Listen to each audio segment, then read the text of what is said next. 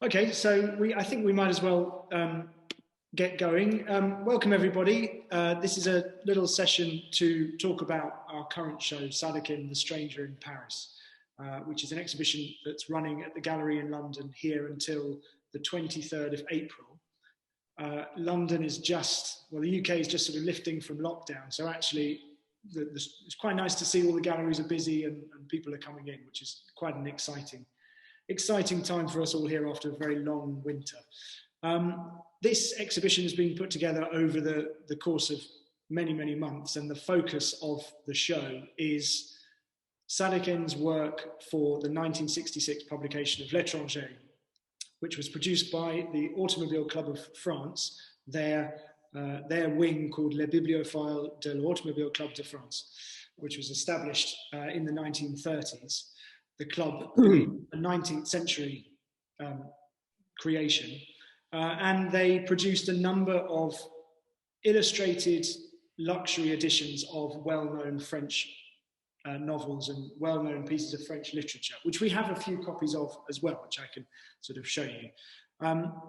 The way this session will work is that I will take you around the gallery and show you the installation, share a few images of the works in the show and lift images that have been lifted from our catalogue, and then we'll pass on to Nour Aslam, who is kindly going to speak about Sadequain's work immediately preceding his move to Paris in 1961, and then a bit more about his sort of mural work and his big commissions that he undertook in Pakistan, and also talk about some works from the Rangoonwala collection, of which she is the artistic director. So a little bit of blurb on Nour, who's been working for the ZVM Rangoonwala Foundation since 2018. While working at the foundation, she completed the Curating Contemporary Art MA from the Royal College of Art. Previously, she's worked for the Lahore Biennale Foundation and Bonham's Auction House in London, specialising in South Asian and Middle Eastern art, which is how we know each other, because we were colleagues back in the day. Also joining us is Ali Majid, a collector of works of art from South Asia and with a particular interest in the work of Sadequain. But I think you'll see from the image, from the works behind him, he has a varied interest and a sort of a very good collection. So we're going to have his thoughts on Sadequain's time in Paris in the 1960s. He's going to talk about some of the works in this show, as well as pick out some important works that were produced during that time. At the end, we'll have a little question and answer session. So if you have any questions, do type them in the chat box at the bottom of the screen, and we'll come to those at the end. And if anything crops up along the way, we'll try and answer it. But what I'll do to begin with is we'll just have a little walk around the gallery, and you can see the works that we have in the show. So we'll start in this corner, which is set up as a little sort of display of the book and of a few sort of incidental things that were produced alongside. So we've got here the manuscript that comes in a sort of green bound folio, and the book was launched in October 1966, on the 27th of October, at the offices of the Automobile Club of France, which are on the Place de la Concorde. And there was a big, black tie dinner, champagne reception, and there was a menu that Sadequain produced for that event, which we have copies of here as well. And you can see here we've got a list of all the members, and then on the right, the list of what they ate for dinner: sole, duck, cheeses, naturally, and wine and coffee, and et cetera, et cetera. And the interesting thing that came about, information that came about really very recently, provided by Sibtain Naqvi very kindly, was that after the dinner there was an auction of the works of art. So a lot of preparatory drawings, a lot of the original gouaches, and a lot of the studies were sold off with the proceeds presumably reaching Sadequain. which explains why a number of these things are signed and dated. I don't know if you can see here, there is a little inscription, 27th of October, 66. And then I'll show you a couple of other things that were formed part of that, presumably formed part of that auction. You've got here a study for a work called Towards the End of the Play, I Kissed Her But Rather Clumsily, which I think if I can get the angles right, you can see the original lithograph in the background. But this is a very worked up preparatory study for that lithograph, which appears in the book. And another interesting thing about this is that you have Sadequain inscribing the title in English and in French, which is, from his letters, he struggled with the language. So he's obviously by this time become quite au fait and is finding it a lot easier. We've got another one of these which is on loan to the exhibition. This is the study for a scene in the book called Mother's Friends Were Coming In, and it's right at the beginning of the story. The protagonist's mother has died. He's visiting the care home, and all the friends come into the room where the coffin is. And he says at the end of the passage that while I was sitting there, this is the final lithograph, that he says, while I was sitting there, I had the strange feeling that I was being judged. And in this image, it does very much look like that he's sort of almost on trial by these people sort of surrounding him, which mirrors scenes in the book later on. We also have some pencil studies for later scenes in the book. I'll show you the final lithograph. This one here is where Meursault, the main character in the book, finds this newspaper under his mattress. It's Czechoslovakian newspaper, and it has a sort of a moral tale, and he relates this moral tale throughout the story. And then we managed to track down some preparatory works for that. And again here, a really lovely work in colour for the same scene.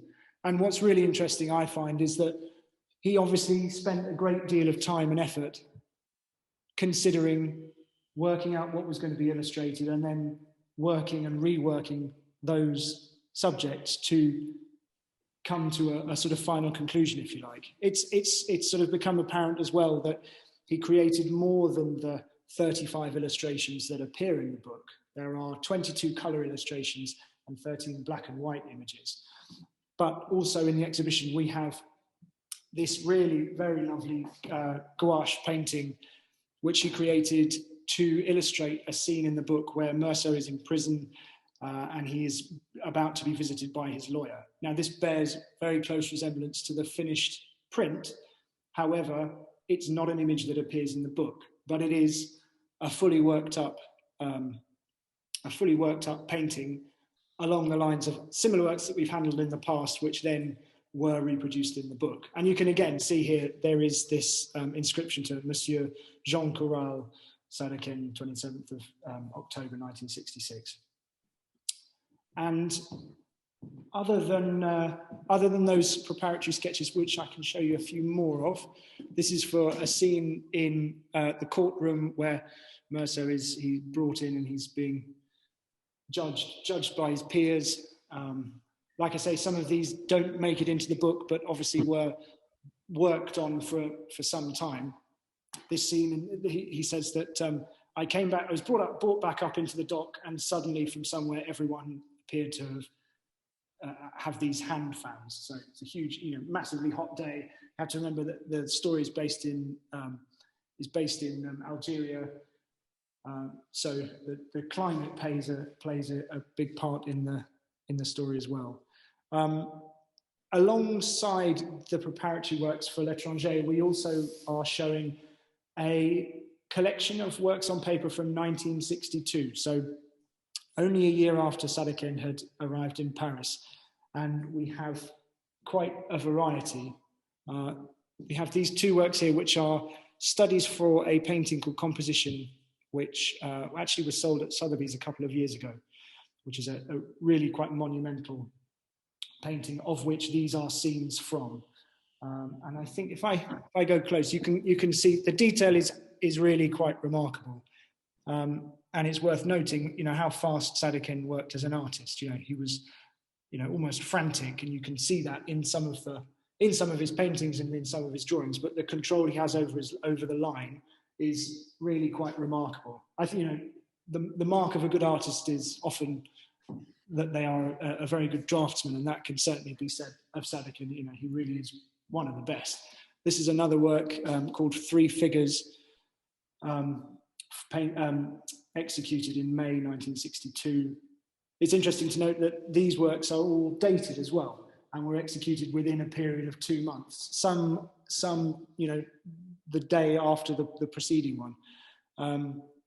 This is a sort of reclining calligraphic figure, which is not legible in terms of a word, but is sort of quite clearly this Sadequain taking calligraphy and abstracting it to create this reclining nude female.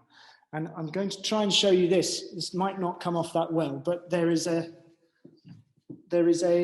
study on the back here for this. Yeah, this may not work, but Sadequain has sort of drawn 3 reclining nudes, one in the style of sort of photographic style, one artistic and one abstract. And you can see, that he's almost saying, challenge me and see what I can do. I can reproduce something, as per the image, and then I can abstract it, and then I can come up with something completely different.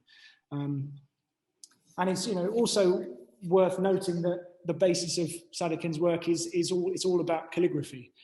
At the very root, at the very essence of it, it's all based on the written word and on calligraphy. And then from sort of the late 1950s, he includes the imagery of cacti, which I know is going to be talked about a little bit more by Nour and Ali. So I will not mention that. So I think you get the gist of the exhibition. And what I'll do is I'll just share the images which we've put together for the show. So the exhibition runs from the end of March and finishes on the 23rd of April. And this was a quote I pulled, which I think is rather lovely. My primary concern is humanity, its tragedies, and its struggles to rise above the privations of physical existence. And these are images taken from the exhibition catalogue, which we put together for the show, which has been printed in a limited edition and is available. You contact the gallery and you can get hold of a copy of that. And it's interesting to note as well that a lot of Sadequain's sort of typical imagery can be seen throughout the book. On the left, you have I think that painting is actually called The Kiss, of 2 sort of intertwined figures. And then on the right, 5 years later, he sort of heavily abstracted it to these sort of 2 interlocking symbols. And then on the right, there's similarity between an image that was used in the illustrations of L'Etranger. This is the scene I mentioned, which we have a slightly different study for. But I think I would suggest sort of going through this at your leisure. The e-catalogue can be downloaded from the website, and there's a lot more text on there, which hopefully is illuminating. This is this I've reproduced the image underneath of the oil I mentioned that the 2 studies reference. And I will hand over to Nour, as this is the beginning of her image selection. Hi, thanks so much, Charlie, and thank you to Grosvenor Gallery for asking me to come and talk about Sadequain and his work, and I'm very, looking forward to this discussion. I'm going to start off with an artwork that's from the Wahab Jaffer collection that's hosted by the VM Art Gallery collection based in Pakistan. This work is called A Portrait of the Great Poet Ghalib. Sadequain, and it was created in 1968, and it's part of a series that he had done. Sadequain very much was a man who loved to read and loved to explore. And one of the, talking about the, book that he had created with Albert Camus and doing the illustrations for him, literature obviously is a way of educating oneself. And so for him, it was very important to educate himself in regards to the poetry, not only from the region of South Asia and the Middle East, but all throughout as well. I'm going to talk a little bit more. So if we can go to the next slide, if that's possible. Yeah, so this artwork is called Two Handwritings with a Feather Pen. It was painted in Karachi in October of 1968, again, part of the Ghalib series. This was done after his time in Paris because he went twice. And again, it's just showing, again, what Charlie was talking about, the abstraction of what he's creating. So you see the hands are kind of dysmorphed, and he had very morphed hands as well because he was such a prolific artist. So that's a great work to showcase as well. If we can go to the next image, that would be great. So this artwork is untitled, and it's something that was gifted to Wahab from Sadequain, and it was gifted in 81. There's a beautiful inscription on the back where he says that he started composing this artwork in 1957 and actually ended its creation in 1973 when he completed his work at the Lahore Museum. So just to go back in Sadequain's timeline a little bit, before he went to Paris in 61, he actually in the 50s went to a desert area in Sindh where he was really looking at self-reflection upon himself because he had become the rising star in Pakistan in regards to the arts community. And I think it was a difficult time for him because he was a bit overwhelmed with all the attention he was getting. So he went to this desert, Gadani, and there he was able to really reflect and kind of look upon what was happening with himself. But also he was really inspired by the cactus works. So if you look at this work, whereas you can't see a cactus, you can kind of see the prickles that are coming out of it and the abstraction that he uses. And if we go on to the next slide.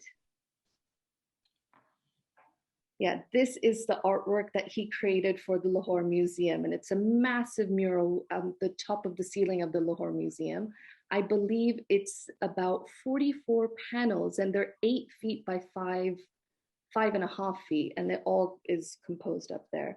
And if you can kind of look back at the image that we had before in this, you can understand that there's a trajectory within his artwork and how he creates these massive works.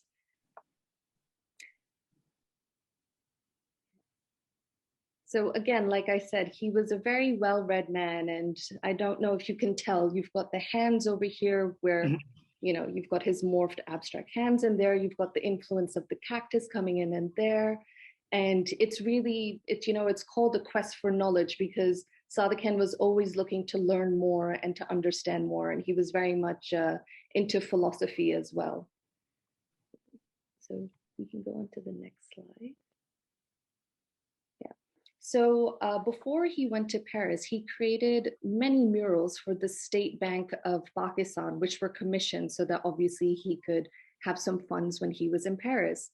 Sadequain was the type of man who never sold his artworks. So he was always gifting them to friends and people around him. And he would get something in return, either like, you know, a place to sleep, or sometimes in his case, a bottle of some kind of alcoholic drink or food. So that was really something that he used to do. So these set of murals were a commission that helped him get funds for his trip to Paris, as I said.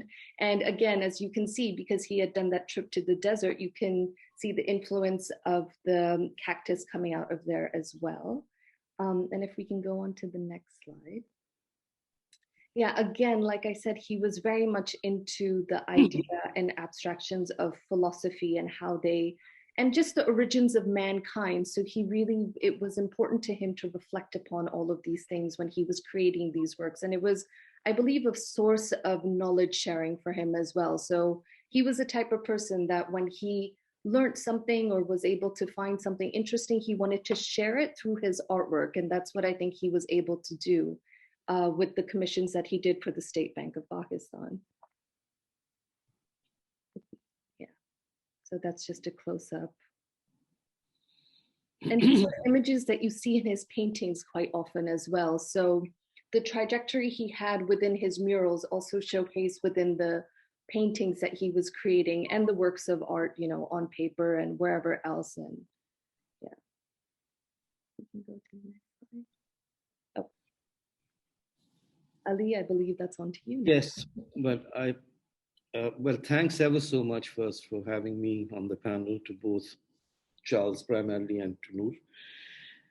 Let me just pick up from where Noor leaves off today, which is Gadani. Can we just go back one slide, please? Yeah, that's where.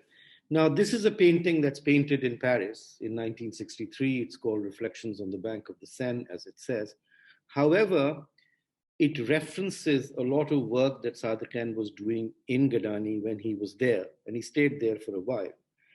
And I think Gadani is important because it is here that his engagement, which goes on through all his life, with the interplay of the letter, plant, and human forms in and as dance, really gets going. Underlying this interplay of forms is the iconography of subcontinental social ritual, which are basically the signs and the paraphernalia of Muharram and Dussehra. Look a little closer. The hammer and the sickle also appear. Wrap this up in narcissism and reflection, and you have the main features of Sadequain's conceptual framework, which enables the viewer to get a handle on both the complexity of his compositions and the virtuosity of their execution.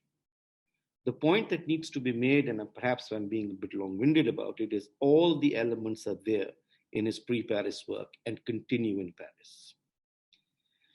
Now, the Étranger Commission follows soon after the award of the Lauréat de Paris. Can we have the next slide, please?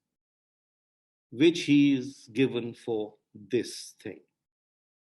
Again, you can see that interplay that I referred to of the calligraphic, the plant, the human form wrapped in symbolic icons. So now this painting, I think, is hugely representative of the complexity of the images that I have just mentioned. And this is basically his entry. It initiates Sadequain's move into the Paris art scene. Over the next few years, he holds exhibitions, gets written about in papers like Le Monde and Le Figaro. A list of buyers begins to emerge, one of whom, from what I hear, the stockbroker on the Paris Bourse, gives him rooms in his home for a while. He exhibits in London and Lausanne and travels to the United States. He is famous in Karachi and Lahore before he comes out, as Noor pointed out, but in Europe, he's progressively acquiring a following, an audience, and importantly, a group of buyers. Now, regarding the paintings of the Étranger, I think we have to accept the fact that illustrating Camus' novel is a commission, with the constraints that any commission brings with it. Your freedom to experiment, to express yourself, etc., is limited if you are doing a commission, because in this case, you have to follow the text to some level, interpret it. But I guess you can't be too much of a risk taker in that space. Now, Sadequain attempts to solve this tension, which I think he perceives between creativity and constraint, by doing something very interesting, which is by having two different kinds of illustration in the book. The smaller black and white ones that Charles referred to and showed us, that begin and end the specific chapters, and the larger ones in color that illustrate specific events in the novel. I think it would be useful to spend a minute or two on the former, i.e. the black and white ones, which I think are much more representative of Sadequain's work than the colored ones, although the colored ones are great. So can we go to these? Yeah, fine. So if you look at it, basically the calligraphic form, the cacti form, the human form, the mingling of the two are dominant here. And I think he puts them in because it puts the colored illustrations or the colored paintings into some sort of creative and artistic context. This is what he likes to do. That is what he's doing. The two are connected and they are both very good. But I think this is the important reference for the colored pictures. Now, the pictures in color, let me talk a little bit about them, which Charles showed us, are rich. And I'm sorry, I don't have them on the screen, but anyway, they are rich. They are deep in composition. Most of the figures are clothed, which is not a frequent occurrence in his work. There is warmth in the intimate scenes, just as we saw in the picture with the two figures on the beach and the figures in the cinema. And this is about as colorful as Sadequain gets. And basically, the fine pen and brushwork is apparent throughout. And we do not find the violently scratched surfaces here, which were the hallmark of most of his work. So they are different, they're soft and very colorful and extremely warm. It is difficult to find warmth in Sadequain's paintings. The Étranger Commission signifies the second step after the Lauréat de Paris in Sadequain's formal inclusion as an artist of some standing and significant potential in the Paris art establishment. Full marks to both the Automobile Club and Sadequain. He successfully competes for the commission, is awarded it. It holds the promise of fame and money. According to one source, he is paid something like 60,000 francs for this job. I don't know whether that's true or not. The project must have attracted Sadequain, as like Camus, he's deeply interested in alienation, but unlike Camus, he is hopeful. And that obviously has something to do with the differences in their politics, which I have referred to. Now, what is also interesting from a slightly biographical point of view in the Étranger Commission, that this is an artist that is getting recognized, is getting a following, etc., is being awarded. There are dinners for him, at least for this one. But Sadequain has a very uneasy relationship with money. And as Noor pointed out, most of the time just gave his pictures for a place to sleep and something to eat or drink. It is interesting to see how, as he is progressing in Paris, he begins to distance himself from the milieu that is accepting him. 3 years later, he will leave Paris and leave a lot of work behind and never even make a serious attempt to reclaim it. I think if this is not thumbing your nose at the French art establishment, I don't know what is. Interestingly, there's a lot happening in Pakistan to which he returns. The martial law government at that time of Ayub Khan is quite supportive of abstract art. They don't like other kinds of criticism, but they like art. Zubaida Agha is running the National Gallery, the Gallery of Contemporary Art, which is officially sponsored. And the Lahore School is in full swing. So there is a lot happening on the artistic front. The rest of his life, just over 20 years, will be spent in Pakistan under official sponsorships, as Noor said, for a place to sleep and something to eat. He dies in Karachi at the age of 57 and characteristically does not leave anything behind but a whole load of wonderful and stunning artwork. So I think to conclude, the Étranger period, the Étranger paintings are a very significant moment in the development of Sadequain as a painter. Echoes of Van Gogh and the elongated figures of El Greco are there, because this is also the first time he's exposed in the flesh, so to speak, to Western art. Otherwise, he's only been seeing it in magazines and books. So those influences are there. But what is interesting about it, that just as he begins to acquire fame, gets popular, he moves on. That's it. Thanks. I hope I didn't take too long, guys. Very good. Very good. Very good. Thank you. It's you raise an interesting point about the about leaving Paris and actually Nour mentioned about how he's he wasn't a commercial artist, which I think to some extent is slightly misunderstood, because obviously in Paris he had backers, he had galleries that supported him and arranged exhibitions, and we've got a couple of gallery catalogues from Galerie Lambert and Presbourg, and he came to London and exhibited at the Regent Centre Gallery, and that was a commercial show. the shows in the States were commercial. And also I read an interview with him that was done in the 70s, where he says for the Mangla Dam mural, he was paid something like, it was either $20,000 or it may have been $50,000.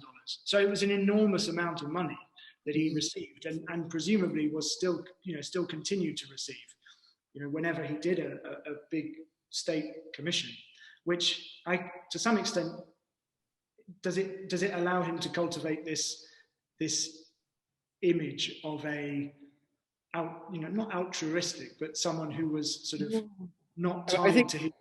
Yeah, I think one has to live and all the rest of it. And, there is an exchange for one's fame in terms of monetary compensation and all the rest of it.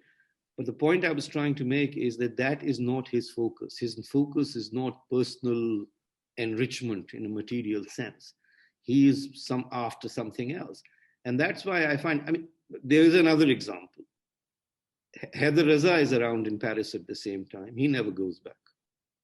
He becomes a French artist. Well, he goes to India much later on, and I don't know if they ever met on the Montmartre or wherever they used to hang out, but Sadequain's trajectory is completely different. And basically that's what makes him interesting. The only problem, if I may highlight, and not to overstay my welcome, is that, and that's the irony of it, is that Sadequain's personality dominates a lot of stuff that's written about him. People talk about this sort of mystical guy and all the rest of it. So because he was, I think, interested in projecting a certain image, but that image rested on some truth. That's all I'm saying. I would just like to add that, as Charlie and Ali have said, definitely it was a time for Sadequain. Look, he was a very mysterious and spiritual man, which is something he wanted to portray to the people that he was trying to somewhat lure into his, kind of dynamic that he was trying to create. And I think Paris was a place that really opened all of that up for him as well, because he was able to explore so much more. So just as Charlie said, he went to Washington and had a commercial exhibition there. He did the same thing in London. He sold works in Paris as well. So he did have commercial shows, but of course. And the commissions also, as Charlie said, that give him a lot of money. But he was very much a very humble man at the same time as well. And he really, so even within his artworks, there's this, somewhat of an ominous kind of tone to them, but it really was a reflection upon himself. And yes, he, from what I understand from the people who have met him and had different dialogues with him, he was a wonderful and caring man, but he was very much within himself quite a bit as well. And there was a lot of kind of psychoanalysis he did within himself. And you can see it in his work. You definitely can. Well, let's settle on the position that at least we are agreed on the fact that he gave away much more of his art than most other painters that I know. That's true. Whether he got paid for some of it or not is secondary. I think, questions are finished. Thank you ever so much, Ali and Nour. Your thoughts are greatly appreciated. And Charles, thank you ever so much for having me. Nour, great to see you. And hopefully in the post-COVID time, we shall meet. Yeah, and thank you to Grosvenor Gallery and Ali Majid. It was a wonderful conversation, and hopefully we can do it again in person. It's always good to have a chat with you guys. Yes. Lovely. Thank you for giving me your time. And the show is on at the gallery till the 23rd of April. It's all online, catalogues online. Get in touch if anyone wants any more information. And thank you for joining us today. Thank you.